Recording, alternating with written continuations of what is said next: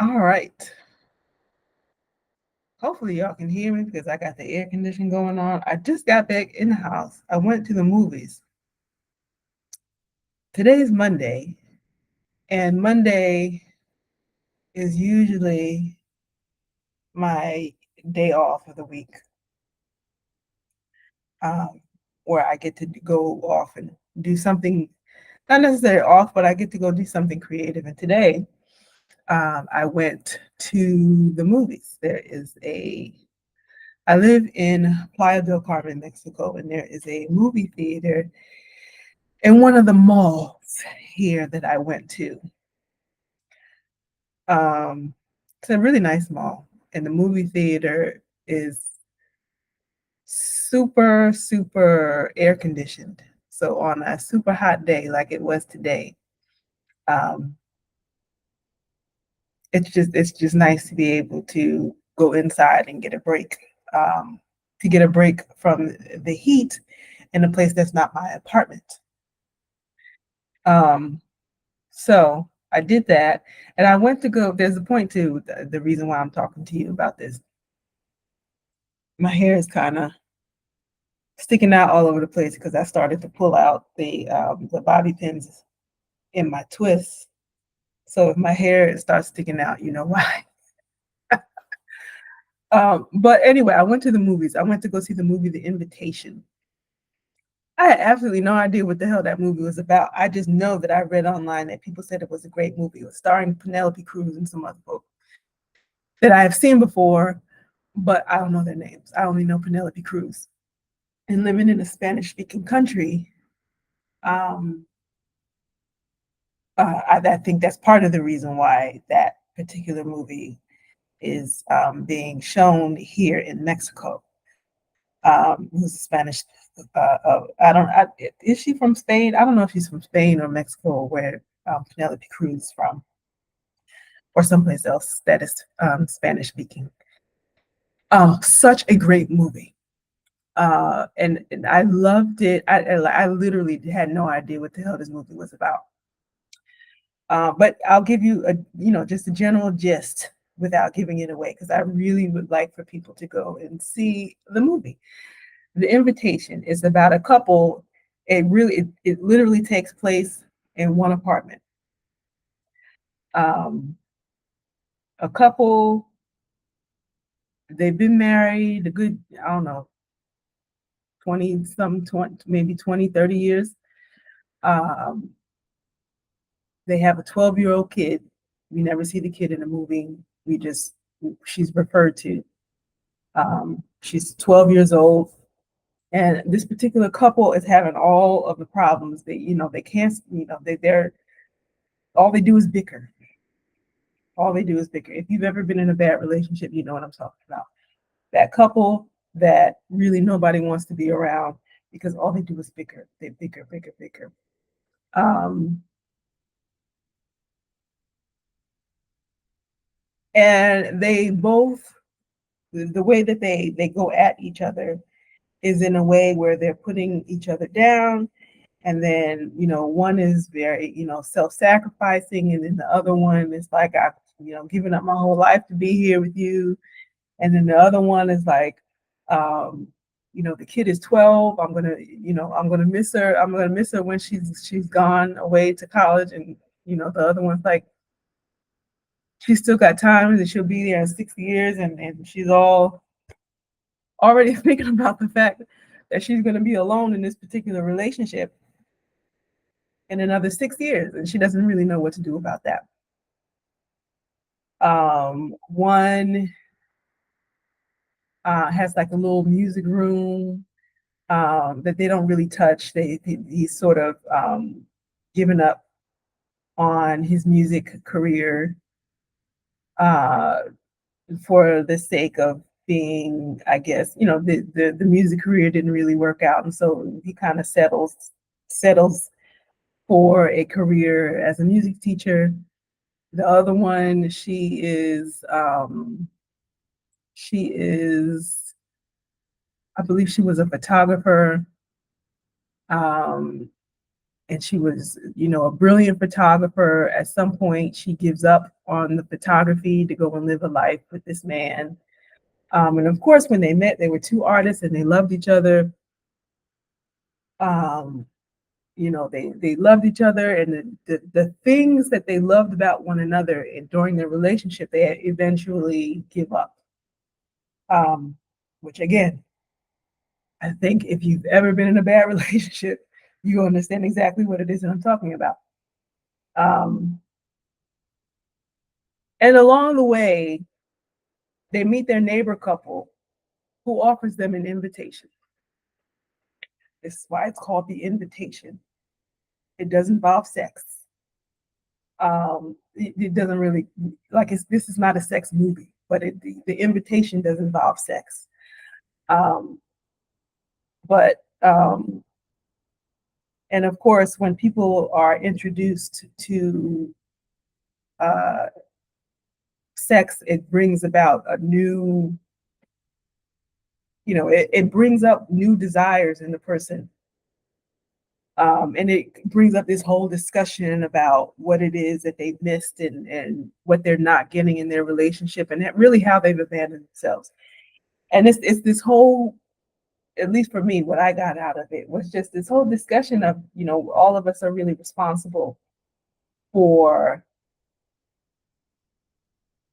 developing and holding on to a relationship with ourselves. You can't depend on another person to be able to do that for you. And that's really one of the things that I have been doing over the past 8 years is, one, developing the relationship with yourself. Do you know who you are as a person? Do you know what you like?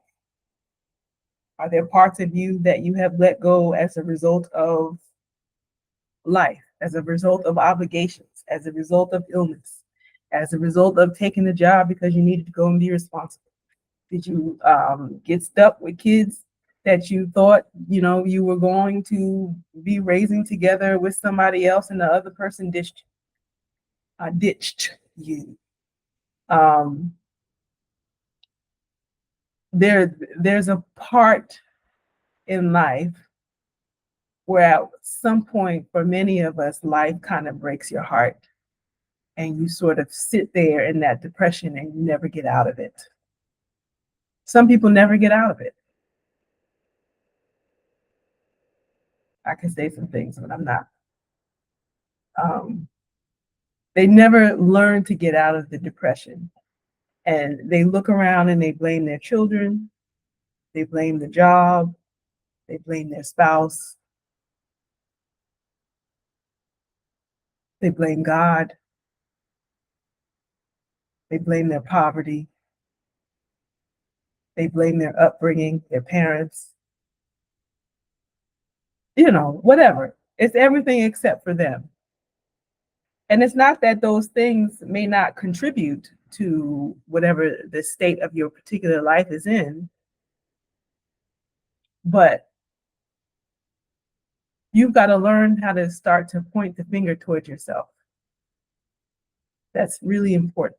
And a lot of people don't ever learn to do that. And I really think it's because we don't have the space to be able to do that. And I'm saying I'm saying we who live in an American or in a more developed Western society, so-called developed.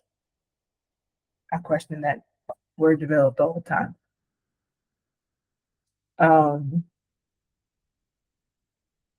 Where, everything comes first before your own personal development. Like, there are so many things that I wish I had known as a teenager. I really wish that I had learned to explore who I was as a teenager and in my 20s, to be able to go out and discover who I am and what I like and what and to try things and to be able to be allowed to fail instead of feeling like you got one shot to be able to figure out. You got to go to college, you need to pick the right major, and you need to get the right job, and you got to make the right money, because if you fuck that up, you're going to fuck up your whole life. And it's not even like I picked the thing. I went to school for theater arts, and in theater arts, I learned, I did video editing and a bunch of other stuff. So it's not even like I picked a career where I was making a bunch of money, but it was always in my head, um, that I don't know, that I couldn't, because I picked the thing, that I couldn't do other things. There were things that I wanted to be able to do with my career, but then I went into, um, teaching, and I'm not sad about doing the teaching. I actually really enjoyed the teaching, and I'm glad that I did it. I did a few other things that actually contribute to the career that I created for myself now as a writer.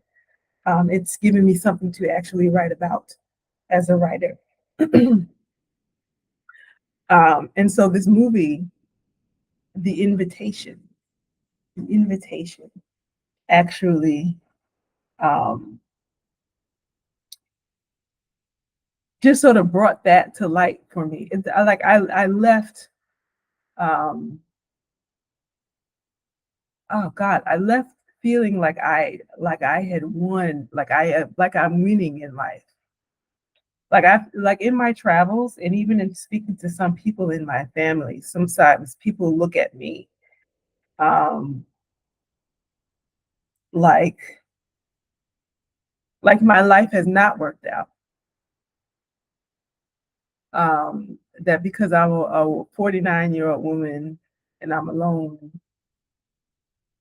and I don't have any children, and there's just sort of this up in the air, like, what is my life going to end up to be? And I'm not always sure what is, like, I know that I work, and I have work that I love, that I enjoy, and I enjoy traveling, and I do those things. But what is, like, the surety that a lot of, people who are married with and have families, that I, surety, I'm putting in air quotes, that I believe that they feel like that you build those things so that I think for many people, you build it so that when you get towards the end of life, there's something there to be able to cradle you. And as a single person, you got to think about that in a different way. And I'm sort of in a space where I'm not really, I don't know what the hell that's going to look like for me. Um, I'm trying to figure that out. I don't have any answers for anybody, because I would love to be married again one day, if I can do it properly this go round. But if that does not happen for me, I'm also great with that too. Like, I just don't want to do it wrong. Um, and because I'm so sure about the fact that I will choose a better partner the next go round, because I've done so much growth. I know so much more than what I did before. Um, I know that I have the tools to be able to choose a better partner, and to be able to choose someone who can work through life with me. And so I bring all of this up, um, just because I wanted to bring it back to the work that I am doing, the things that I am writing about,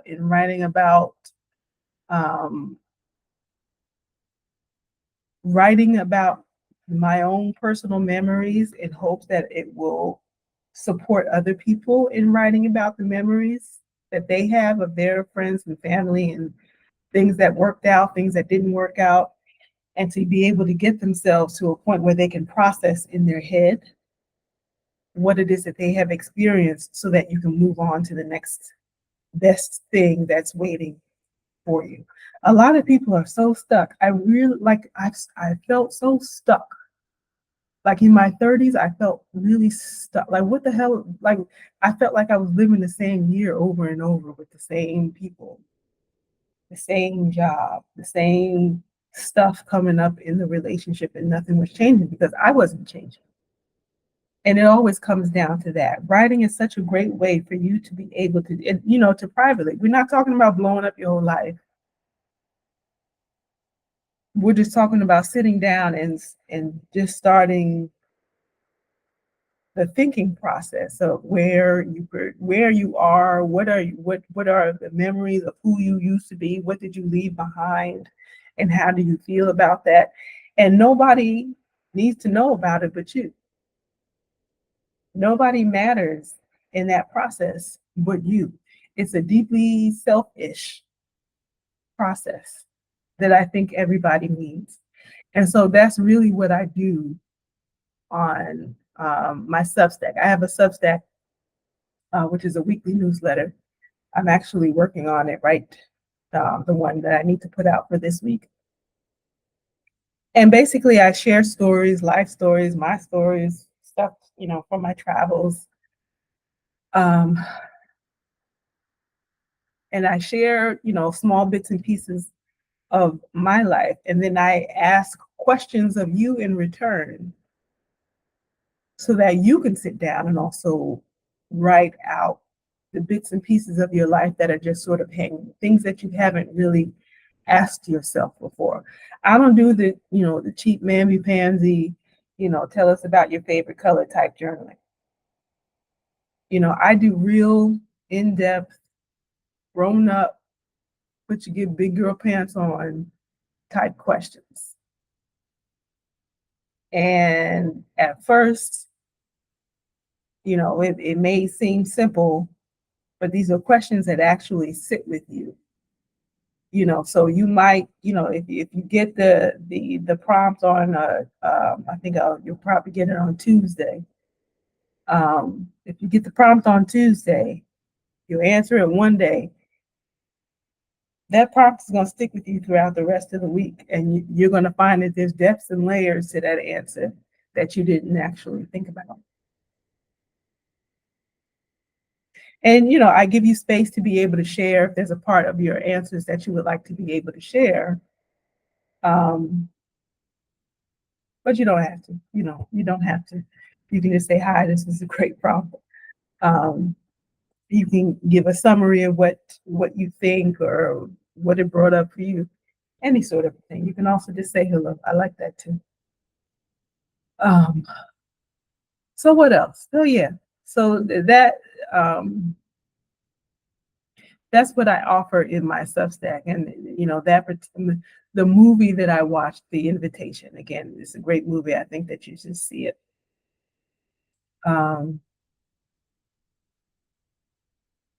Yeah, that movie just brought up so many things for me, particularly in the space of remembering who you used to be, particularly as a creative person. The people who come to me tend to be creatives in some way, shape, or form. And really everybody is a creative, right? Everybody is a creative, but the actual, the expression of writing is actually who it is that comes to me, because we do this in a space where we're journaling our particular thoughts about where we are and where we'd like to go.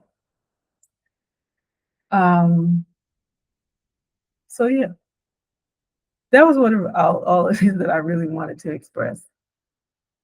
Number one, go see the movie The Invitation. Is it out in America? I don't know. I don't really pay attention to stuff that goes. This might sound terrible. I've been away from the United States since 2018, so I don't keep up with cultural stuff that's going on in the U.S. unless it's a big deal on the internet. I happen to see on Substack. Substack has its own social media ecosystem called Notes, and there was a person in there that I follow, who said it was a great movie. So I went to go see the movie based off of her recommendation, and I love it too now. If you're a creative person, you'll love the movie. But I'm going to put a link also to my Substack.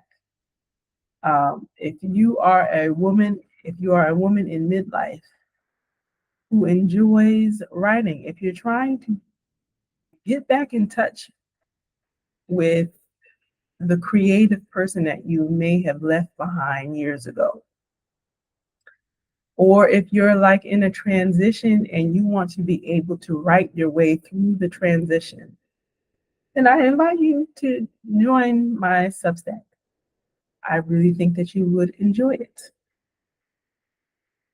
You don't have to be a traveler. You can sit right where you are, wherever you are in the world, and enjoy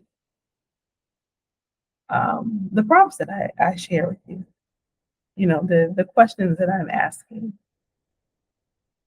And I think that you will find that your life will start moving in some way, shape, or form. If you've been asking for change, if you've been looking for something new, but you haven't, for any number of reasons, whether you're scared of it, fear, um, you feel like other people are keeping you away from it. This is like writing is such a great way for you to be able to start getting in touch with whatever that is that you need in order to move forward. So yes, my name's Halona Black. My Substack is called Wealthy, Wise, and Whole. You can find it at Halona, HALONA .substack.com. I will leave a link to my Substack in the description box. Thank you so much for hanging out with me. I will see you tomorrow.